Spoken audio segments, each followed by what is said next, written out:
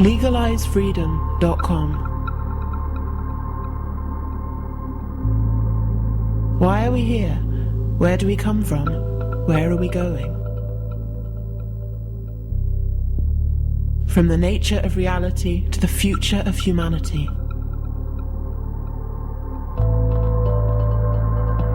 Beyond politics, poverty and war. LegalizeFreedom.com.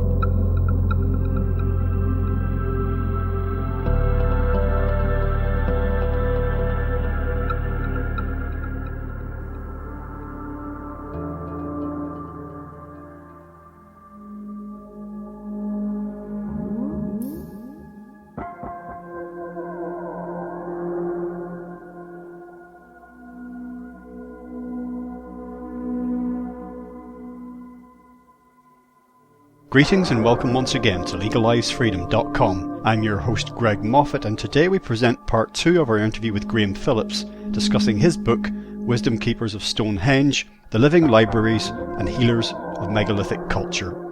The interview resumes as we speculate about how the stones of megalithic monuments could possibly have been quarried, transported and lifted into place. Now, I mentioned in the context of what you've just been laying out that how these stones might have been moved, and certainly taking them out onto the sea and then down and up the Bristol Channel. All of that makes a lot more sense. But now we could do a whole show just on potential construction techniques of these megalithic complexes. How the stones were quarried, how they were moved, how they were put in place, particularly things like the lintel stones at Stonehenge. How all this could possibly have been done. And there's lots of theories out there. Some of them have been tested in the real world and found to be wanting. But just in general terms, with all your sort of years of looking at this, what's your best guess? What do your instincts tell you about how this was probably done? What sort of techniques? Well, with some of the smaller stone circles, it's not that difficult to work out how they could have done it. But with the big ones, and let's just say Stonehenge, I think it was done by, how did they drag the stones around? Well, plenty of archaeologists have reconstructed the way of pulling these stones along on rafts, which are then placed on top of rollers. If you go to Stonehenge now, there's a complete big visitor centre that's built there. And there they have actually got a reconstructed stone on a kind of wooden sledge thing with rollers underneath it, about in the same size as the stones for the big circle at Stonehenge. And I've seen plenty of TV shows where they've had like about 100 people dragging these things along, and somebody just takes the roller from the back and brings it round the front.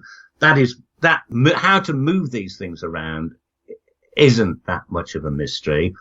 How they actually managed to get them standing upright, especially ones that weighed sort of, 30 or 40 tons or more, then the chances are that they had already dug a hole. They knew how deep the hole had to be, and they simply dragged it along until it actually got over the hole.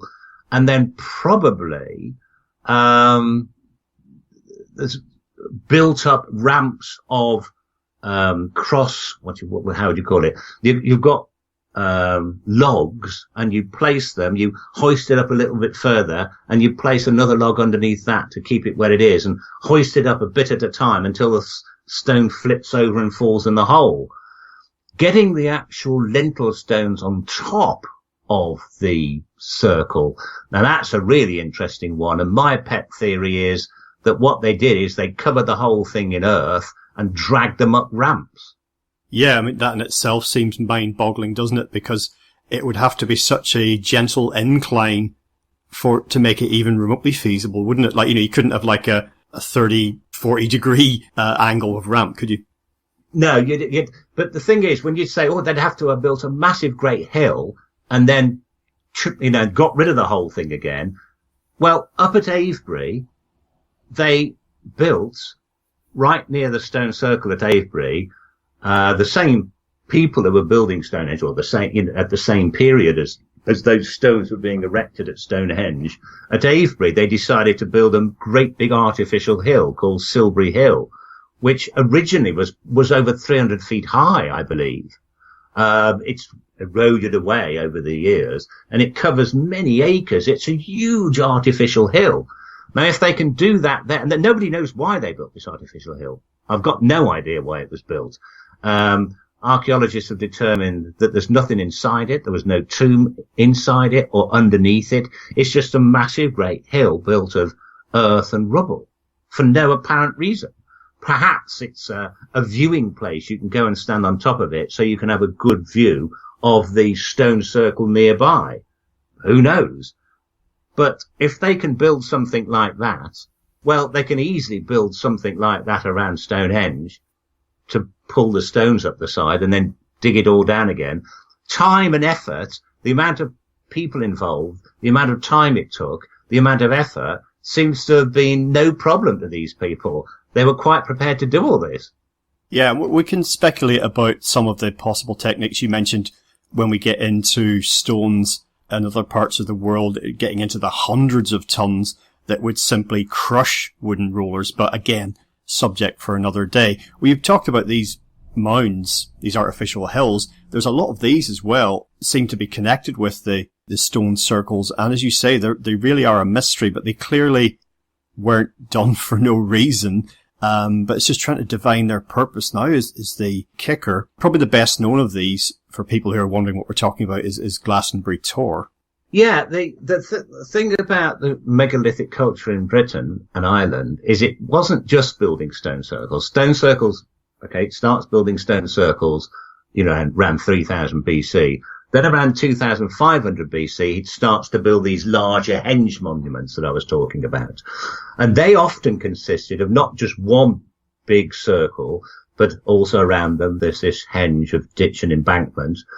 And then you've got other structures built within the stone circles, like other rings, or at Avebury, a square of stones. Sometimes they'd place large monoliths in the middle of them or at various locations.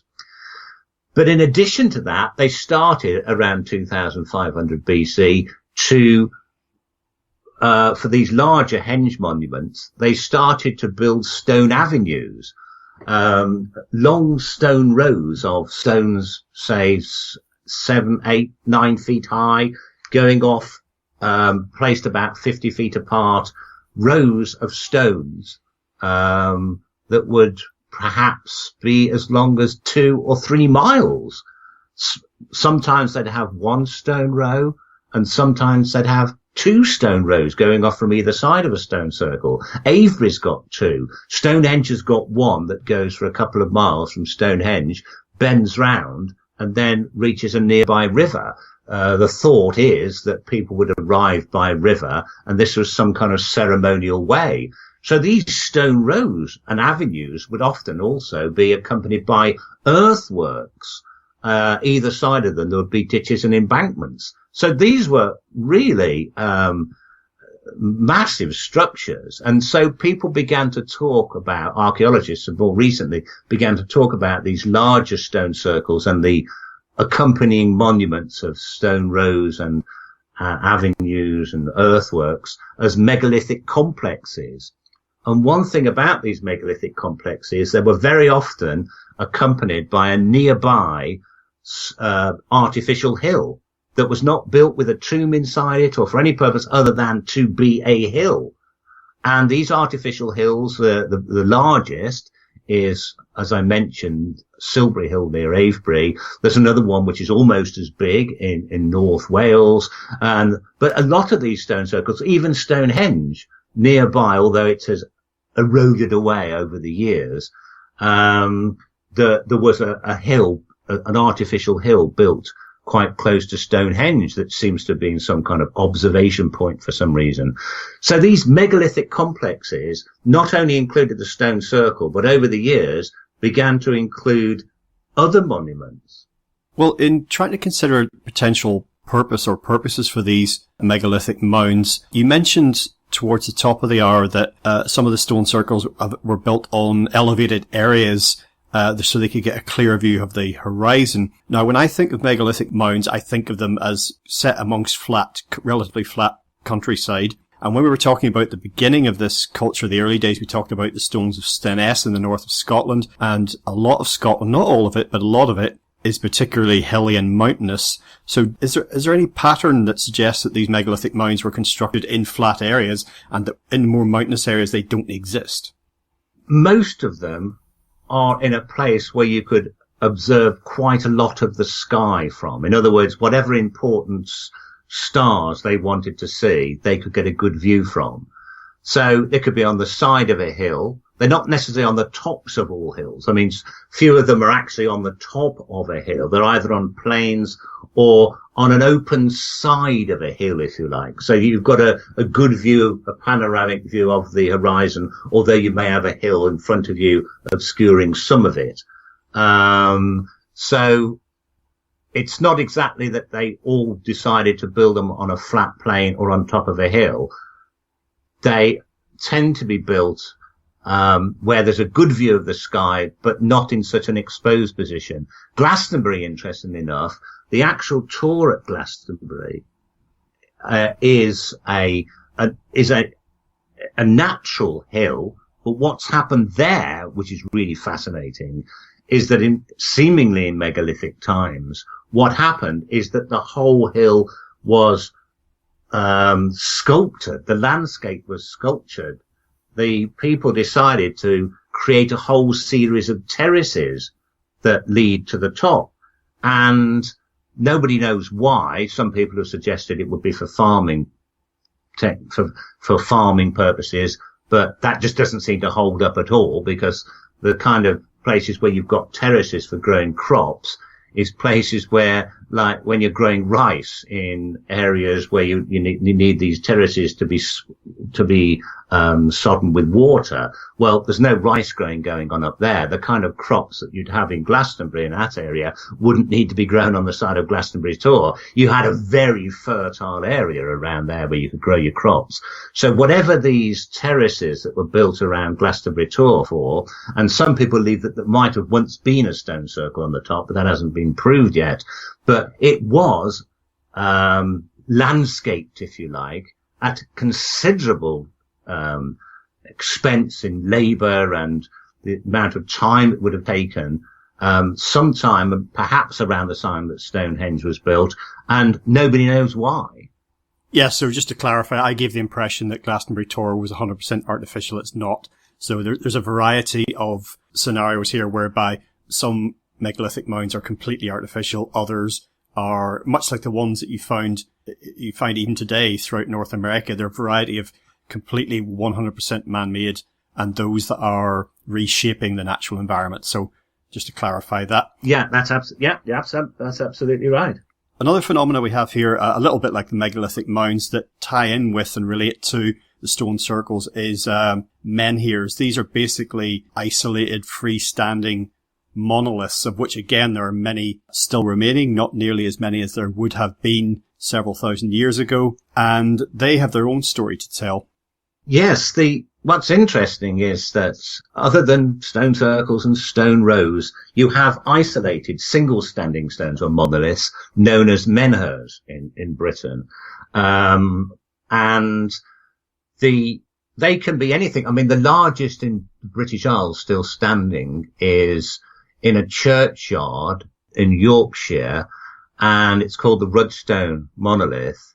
And it is, I think, if I'm not too mistaken, it's actually taller than the church steeple. If it's not taller, it's getting onto it. It's massive, great thing.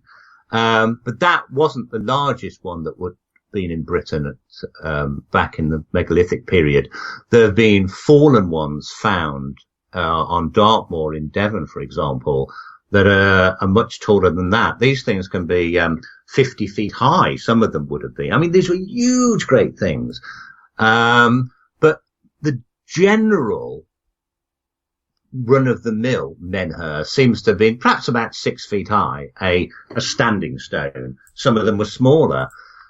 And they seem to have been deliberately placed in alignments very often. You've got a stone circle, And then you'd perhaps a mile away, if you went in one direction, you'd find one of these freestanding menhirs. And then maybe another mile or so after that, a couple of miles, you'd find another one in a field.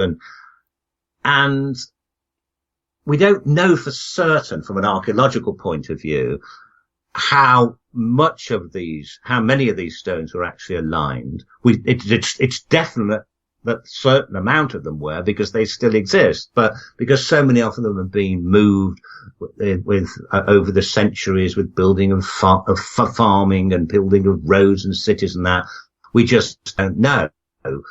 But people have suggested over the years that they may have been some kind of ancient trackways, or they marked. I doubt that, because very often these alignments go straight over hills, or you get a stone one side of a river estuary, and then you get a stone the other side, which is not really a trackway when you're going across a great big river. And there's no evidence there was ever bridges there. So they go straight through swamps and things. So it's unlikely they would have actually have been trackways. Since the 1960s, the theory has come about that they may be so-called ley lines, that these stones were put in the earth to plot alignments of earth energy, somewhat in the same way as in China there is feng shui. Ancient Chinese and believe that currents of natural energy ran through the earth, and you could, if you like, tune into these natural currents of energy by placing wooden stakes or sometimes stones in certain areas. And people have thought that this might have been what these stones were put there for. On that point, I have absolutely no idea. There's just not enough evidence to determine if these these alignments of stones join stone circles all over the country in some sort of lattice work.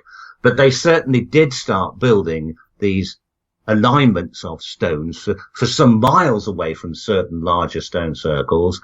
And very often you'll just find single solitary monoliths standing on their own in the middle of nowhere. So it might be, who knows, if you want to look at stone circles as being like a parish church, and the henge monuments as being like a cathedral, perhaps these are like wayside shrines or something like that.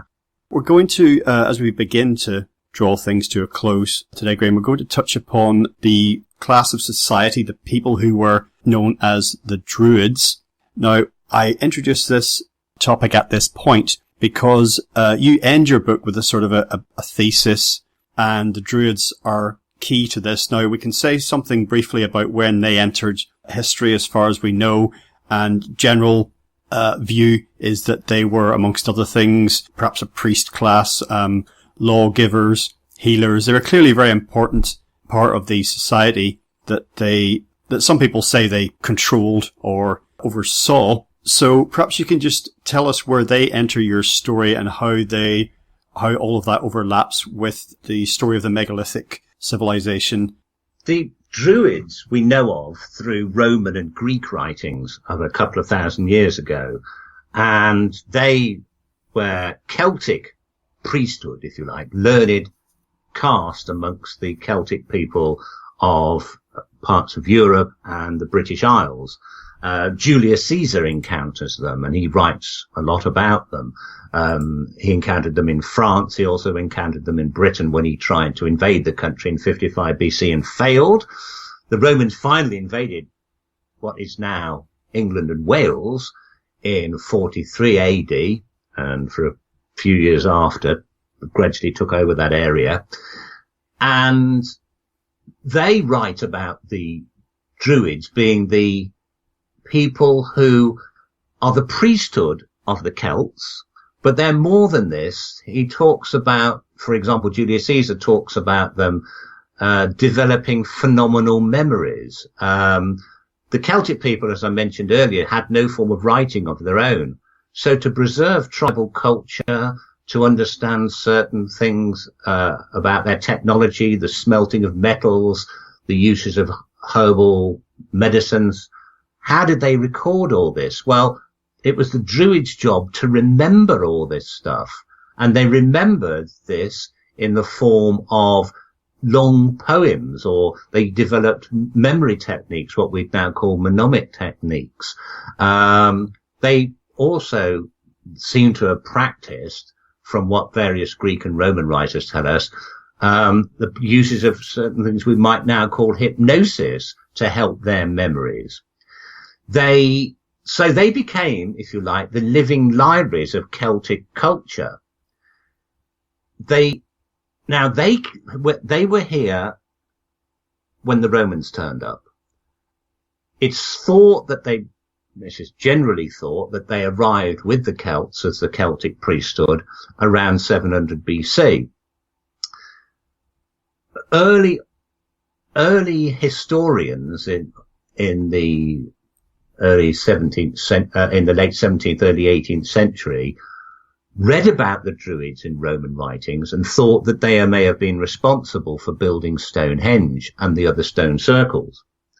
And for a long time, it was thought that the Druids were the people who did it. You still get Druids meeting at Stonehenge now. They have got nothing to do with the original Druids. They'd probably totally disagree with me on this, but they were really refounded more in modern times based on what the Romans tell us about the Druids, rather than having some kind of unbroken tradition handing on from one to the other down to the modern Druids who meet at Stonehenge today. But anyway, less of that. The fact is that a lot of people thought that the Druids may have built Stonehenge and the other stone circles until more recent times, when archaeology has shown that, well, the people who actually built Stonehenge, it wasn't built by the Druids or the Celts who only came here in 700 BC. They were built much, much earlier, and not by the Celts, and therefore not by the Druids. But what I'm suggesting is that the Druids, although they may not have been the people who originally built the stone circles, may have inherited something of the original megalithic culture.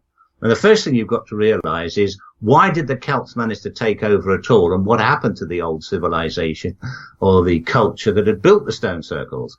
In simple terms, the climate changed. We know this now through archaeological work that has shown the kind of plants, the vegetation that was growing in certain layers of soil. So we'll know, for example, that the kind of vegetation that was growing around 2000 BC and the sort of vegetation that was growing around 500 BC are markedly different, showing there would have been a much hotter climate at the one time than the other. So from these kind of from this sort of analysis, it's now known that by the time the Celts turned up, the climate had got much colder. Colder climate means that there's less food to go around.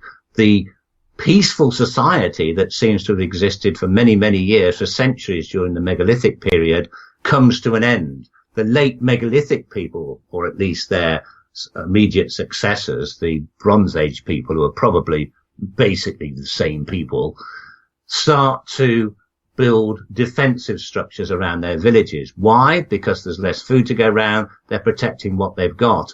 And with that, the megalithic tradition of building stone circles starts to fall apart. So that civilization is going. A new civilization moves in from Europe, migrates across in boats, settles here, gradually begins to take over. They're the Celts. Now, until recently, it's always thought that the stone circle building civilization stopped, the Celts moved in, and so therefore the Druids had really, although they are recorded as using stone circles, they'd just taken them over. They'd found them already there. They had no idea what they were used for, and they were just conducting their ceremonies. But the latest archaeological work suggests that there's a continuation in many places in the country, even at Stonehenge, of the people using the stone circles during the megalithic people, and that the first Celtic people that came here, plus their priesthood, the Druids, began to use the stone circles as well. And so the two cultures fused rather than one completely invading the other. And the proof of this is that the way that the Druids were buried at the time the Romans came were in so-called box tombs. I won't go into the whole details of what they're like, but they're a very specific kind of tomb that seems to have been reserved for the priestly caste of the Druids. They were only thought to have been built during the the Celtic period, archaeology has now shown that they were being built throughout the entire megalithic period. And in other words, these box tombs are laid out in such a way to show us that the kind of people that were being buried, who were responsible, if you like, for overseeing the stone circles, who were being buried about 3000 BC, the Druids are being buried in that exactly the same way when the Romans turned up 2000 years ago. So it does suggest there's a continuation of these, if you like, stone circle elders, or whatever you want to call them, that later became the Druids in Celtic times. And if the Druids really did inherit something about why these stone circles were used, then perhaps what the Romans tell us the Druids used the stone circles for can actually tell us what the ancient megalithic people really built them for. When you were talking about the feats of memory that the Druids had to develop given the lack of writing, it reminded me of in Ray Bradbury's Fahrenheit 451, towards the end of the book, where the drifters and the exiled book lovers take it upon themselves to completely memorize one book, so they become a living repository of knowledge, and they then pass it on to someone else, so that when they die, the same book is kept alive by someone else. It also reminded me of Dune, Frank Herbert's sci-fi story. The mentats are described in that book, and if we compare writing as a technology with, in Dune, computers and artificial intelligence, there's been a crusade against that. So lacking that technology compared to writing, these mentats are human beings who develop exceptional mental capabilities to try and replicate the abilities of computers. So from what we've put together, what we can say, if what you're saying is correct, it was an exceptional group of people. And when the Roman invasion of Britain was eventually successful in its second attempt, we could say, oh, well, this is kind of why the megalithic age ended, or whatever. The Romans brought writing, amongst other things. But it wasn't as simple. I mean, the Romans had a real issue with the Druids, and that's why they persecuted and pursued them. And you do touch upon that in your book. Yes, we know that before the Romans invaded, as Greek writers who visited Britain, refer to Stonehenge still being used, and that the Druids conducted ceremonies there. We know that when the Roman Emperor Nero invaded the country, when the Roman Emperor Claudius invaded the country in 43 AD, he had a lot of trouble with the Druids. The Druids were some people that lived kind of outside ordinary culture. People would, many writers refer to the fact that during a battle between two tribes, if the Druids walked across the battlefield, all the participants would stop and wait until they'd passed before resuming their fighting. They kind of had the reverence, the people held them in the same kind of reverence as cultures in the East hold Buddhist monks today. They kind of lived outside normal society, but in some ways they were the glue that held Celtic society together, because even though you'd have a tribal leader, many disputes were solved by Druids who lived outside society and were brought in to resolve disputes. They were the learned people of society. They remembered the law, if you like, with these phenomenal memory techniques. What I find fascinating also is that if there's any doubt that it is the Druids who were associated, or at least the Druids and whatever they were called before Celtic times, that were the people who were responsible for doing whatever they were doing at stone circles, is, remember I mentioned these box tombs in which the Druids and their predecessors were buried. They're always built adjoining stone circles. In other words, other people are not buried. Stonehenge, there have been burials found in around Stonehenge of various dates, but specific tombs being built for a particular class of people at stone circles seem to be reserved for these priesthood and the priesthood and these Druids. We know this because of the kind of items that have been found in their graves, and they're built literally attached to stone circles. So in other words, they're the only people who are being given the, if you like, the honour of being buried at stone circles for most of the time. So it's these people who are revered by society as a whole. They're holding Celtic culture together in Britain against the Romans. So when Nero then takes over from Claudius by AD 60, he decides that he's going to get rid of the Druids once and for all, and orders the Roman governor of Britain to round them all up and get rid of them. And they all flee from places like round Stonehenge where they were, and end up on the Isle of Anglesey in North Wales. And they are basically butchered. And that's the end of the Druids as far as the Romans are concerned. They would have been better to scatter, I think, really, and go underground. Because when you get to Anglesey, that western point of Great Britain, we've got nowhere to go, really. They were cornered.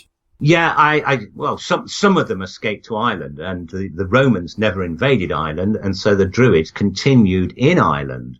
And it's fascinating that they continued in Ireland until the 400s, when Christianity took over in Ireland. And at that point, it's the local people, when they became Christians, decided that they didn't really want the Druids kicking around anymore, and those that didn't convert they fled back to Britain, which was now in a state of disarray because the Roman Empire had collapsed. And so some Druids did come back to Britain from Ireland. And we know from some of the first Christian missionaries in Ireland and converting people after the end of the Roman Empire in Britain, quite a lot about how these Druids were considered by the Celtic people. Not only did they supposed to have had these phenomenal memories, but what's really interesting is they were known primarily as being healers. And we're told that they were able to heal all sorts of things, that maladies which today we would consider, might be easy to cure, like bad stomachs and things like this, that at the time, most people would have to live with terrible stomach pain most of their lives, the way they were eating, and they didn't have medicines. But the Druids tended to have all sorts of medicinal cures for all these things. We know this also from archaeology, which has excavated these box tombs to find the remains of medicinal plants in containers or pottery in the tombs. And what is fascinating is that the Romans and Greeks, something that everyone said, that's just them making it up, claim that the Druids they encountered were able to cure all sorts of maladies, including what we would today call cancer. And we're even told how they did this by using mistletoe in that particular case, of these particular forms of cancer. And the way that they prepared and used mistletoe is very similar to an extract of mistletoe that today is used in chemotherapy. Now, that is absolutely fascinating to me. But what's really, really interesting is how did they prepare these medicines that they were able to afford these cures? Well, again, the Romans write about this. So did the early Irish and British missionaries. They tell us that in order to prepare the fruit or the flowers that they were using for the medicines, they had to be harvested at very specific times, even at day or night at certain times of the year. Plants open and close depending on when there's a full moon, for example, because when the full moon's out, certain moths are flying all over the place at night, and they're the moths that a plant needs to pollinate, and certain other insects at certain times of the year. And the very time of the day or night is very important to when to cut, sow, reap, whatever you like, these various medicinal plants. And this is where I think the stone circles come in. Why was it so important to have stone circles aligned with various stars and so forth, so you could determine what was going on, determine an exact time of night to do such a thing? For example, one of the Roman writers, Pomponius Mela, tells us that the mistletoe for their cure had to be cut at a certain hour of the certain night at the time of a full moon. Well, to get all this worked out, you'd need some kind of astrological calculator, and stone circles could do that. You stand in the middle and you've got stones lining up with certain stars at certain times of the year, certain phases of the moon. So I think the answer to the whole of the megalithic mystery, if I'm wrong, is that the Druids were the successors of the original builders of the stone circles. These people developed amazing memory techniques like the mentats in June, and they used the stone circles as part of their preparation techniques for amazing medicinal cures that have been, well, not even rediscovered to this day. Okay, final couple of points, Graham. We've been talking about the splendour and the magnificence of some of these megalithic complexes as they would have been in their heyday when they were freshly built. We can only imagine what it must have been like when the last stone was laid in one of these places. To see that, almost impossible to imagine. Even seeing what's left of them doesn't remotely do them justice. And we can only imagine over time, despite how much of that culture is left with us now scattered around the country, how much has actually been lost, whether it be from rising sea levels happening gradually over the last few millennia, through to relatively modern salvage and vandalism. The stones being broken up for other things or just being torn down by religious zealots. So much of it is lost. We're having to kind of fill in the blanks based on what's still there. Yeah, it's quite interesting. I mentioned about Avebury, the largest stone circle. What happened there over the years is that there was once, hundreds of huge stones. There was basically 100 stones in the outer big circle, but there was other circles inside that. And then there was the stone rows, stone avenues that went off from them, and the nearby huge great hill of Silby Hill. The thing is that over the years, people have smashed up so many of those stones in fact, most of the local farm buildings, the old farm buildings and the local church is built from stone that had been used by people had smashed up the stones from the stone circle to build the church and so forth over the years. So you've got people deciding, well, we've got a good supply of stone here. Let's just use it. You've then got people like in the Middle Ages, there was a local priest at Avebury who decided that the stone circle was a devil's temple. So he wanted the stones pulled down. So what he did is he ordered the local villagers to dig pits and to pull the stones down and then put them into these pits and cover them up. And he wanted them all taken down. Well, I don't know. They must have, something seems to have happened because under one of the stones at Stonehenge, archaeologists discovered that one of the stones that had fallen and been covered up back in the Middle Ages, when they excavated beneath it to try and put it back upright again, they found a skeleton of a man, and he still had the clothes were still on him, even though the bones, his flesh had rotted away. He still had instruments on him that proved that he'd actually been a barber. He had like the scissors of his trade, and barbers were often surgeons as well, so they'd chop your arm off if it became infected. So I think he had other instruments with him that would show he was a surgeon barber. If I remember right, there might have even been a pair of broken spectacles with the skeleton. But it seems that what happened, that he was one of the people that was involved in the priest's work of pulling down this stone. And of course it fell on top of him and they couldn't move it. And at that point, we'd always known historically that for some reason the people decided that the priest was no longer going to be obeyed and they weren't going to pull the stones down anymore. And it may have been this that decided to stop them from doing it. The stones were cursed. Our barbers died. We're not doing that anymore. But he'd already pulled down quite a number, half the stones of the stone circle. Then what happens in the mid-1600s? You've then got the Puritans taking over in Britain at the time of Oliver Cromwell. And the Puritans didn't like these stones at all. They were the devil's work. So they decided the stones that still remained, they were going to literally smash them all up. They weren't just going to pull them down. So they smashed a lot of them up. Then the Puritan regime came to an end and the reign of Charles II came and people stopped smashing the stones up. But incredibly, the reason why so many of the stones still survive today is it's the ones that were pulled down on behalf of the priest that were hidden under the, which were put under the ground and covered in earth, that had been hidden from the Puritan zealots in the mid-1600s, that had survived to be hauled back into place.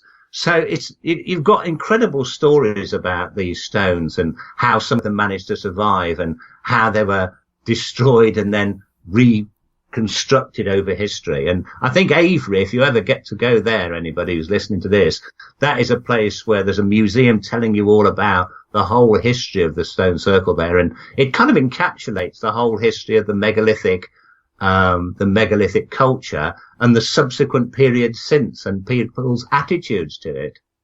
Stonehenge and stone circles in general of that type, that they do loom large in our imagination. And of course, that's reflected often in popular culture. And there's still a sort of a fascination with these places, isn't there? We see that in the enduring popularity of Stonehenge as a tourist attraction. There's obviously a negative downside to that as well. But even a lot of these other locations that can still be visited today, they have a particular lure for us. And there is sort of a dimension that we can't quite grasp, we can't quite put into words. And I've often wondered whether that in itself is just an echo from our ancestors, that these were very special places constructed by human beings, and that, we're not perhaps as different from our ancestors as we sometimes like to think. Well, it's no doubt in my mind, from the research I've done, that these stone circles had a function as an astronomical calculator in order to determine the growing of crops and medicinal plants and so on and so forth. But that doesn't explain why they needed to be so big. The smaller stone circles that are in local smaller communities, fair enough. But the big ones, they purely took on a different dimension. They, obviously, the Druids or whoever their forebears were conducting religious ceremonies or cultural ceremonies at these places. They obviously also took on a religious significance.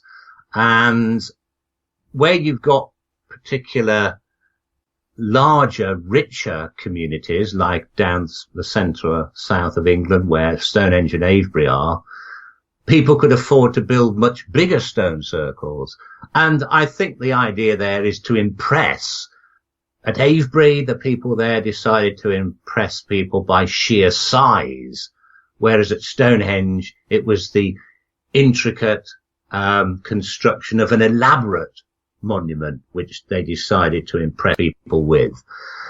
And all this is why? Well, there's obviously there's a religious element in it.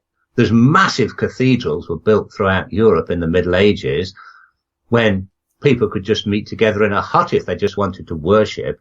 These things are there to attract people, and with people you've got influence and so forth. So you've got many different reasons for the stone circles becoming as big and elaborate as they eventually did. So yeah, they're very much like we are today. We will build something very often much more elaborate or bigger than it needs to be, just simply to, impress people. Today, Graham, we've been talking about your latest book entitled Wisdomkeepers of Stonehenge, the Living Libraries and Healers of Megalithic Culture. That's just come out and that's readily available everywhere. Perhaps before we close, you'd like to share with listeners details of your website, anything else you'd like to put out there? Yes, my website is grahamphillips.net, or if you just search Google for Graham Phillips author, you should find me. And on my website, the front page, you've got pictures of all my books, including this latest one, and you just click on the image of the book, and there's plenty of information there about all of my books, including this. Over the next few weeks, I shall be making quite a few videos about the stone circles and the sort of things I've been talking about just now, which will be going on my YouTube channel, which is Graham Phillips author, but you can click on a link to that on my webpage.